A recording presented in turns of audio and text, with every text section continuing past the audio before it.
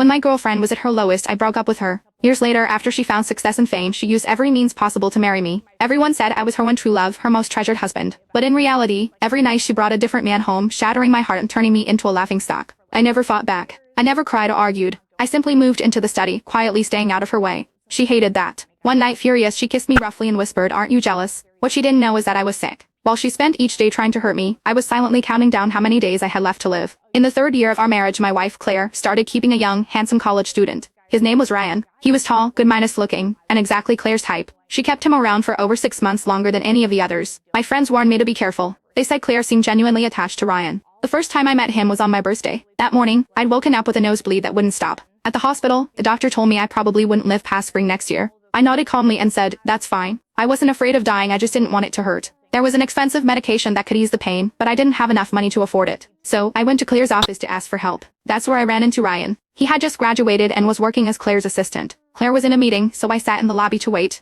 Ryan kept glancing at me, then leaned over to whisper to his coworker, "So, that's the husband. He looks awful, so skinny and sickly, like he's on his deathbed." He laughed and added, "People say I look like him, but I don't see it. I'm way better looking." I caught my reflection in the glossy glass wall. Messy hair, a puffy coat that made me look even frailer. He wasn't wrong. I wasn't much to look at, just a man waiting to die. A coworker nudged him and whispered, "Don't underestimate him. If he cleaned up, you wouldn't even compare. And don't forget, Claire loves him. If you piss him off, she'll destroy you." Ryan wasn't convinced. He rolled his eyes and smirked. He brought me a cup of tea and asked mockingly, "So, Mr. Baker, why is Claire making you wait so long? It's weird whenever I stop by. No matter how busy she is, she always makes time for me. She says I'm her priority." He smiled smugly, and for a moment I saw a bit of my younger self in him. I thought about it. Claire did treat Ryan differently. She'd had countless lovers over the years, using them as pawns in her game to provoke me. Every night she brought home someone new, testing my limits. But she never kept them around for long. A day or two, maybe a week. She always got bored quickly. Ryan, though, was different. She spoiled him. She took him out to dinner, shopping, and movies. They acted like an ordinary happy couple. She gave him money, but she also gave him affection. I looked at him and smiled, gently. "If you're so important to her, why settle for being her dirty little secret? You should convince her to divorce me and marry you instead." Ryan's expression darkened instantly. He glared at me, his voice shaking with anger. "You're the one who's useless here. You're nothing but a kept man. You only got to her first. But now, you're old, you're ugly. What could you possibly offer her?" His co-worker hurried over, pulling him away, clearly worried I'd be upset. But I wasn't. I'd promised myself long ago that I wouldn't get angry because of Claire. I wouldn't feel sad because of her. And I definitely wouldn't stoop to competing with her lovers. She wasn't worth it. Ryan was pulled back by a co-worker, but he lost his balance, fell to the ground, and shattered the teacup in his hand. Blood poured from the deep cut on his palm, pooling on the floor. Through the glass of the conference room, Claire saw what had happened. Under the watchful eyes of everyone, she threw down her papers, pushed the door open, and hurried over to Ryan. She grabbed his hand with visible distress, frowning as she examined his injury. Her voice was cold as she asked, "Who did this to him?"